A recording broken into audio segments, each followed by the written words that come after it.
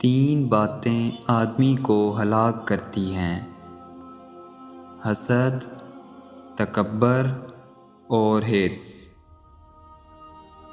حرص سے آدمی پھنس جاتا ہے۔ مسلمان وہ ہے جو پڑوسی پر احسان کرے۔ تکبر سے دین اور ایمان جاتا ہے، چنانچہ شیطان تکبر کی وجہ سے ہی مردود اور ملعون ہوا۔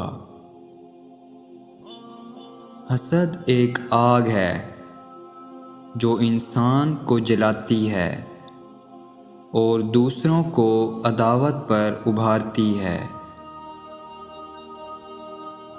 ایماندار وہی ہے جو آخرت کے لیے توشہ جمع کرے۔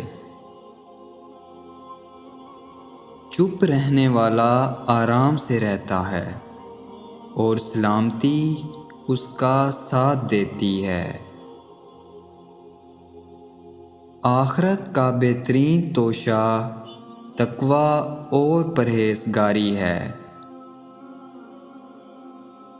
عابد وہی ہے جو اللہ کی تقسیم پر راضی ہو۔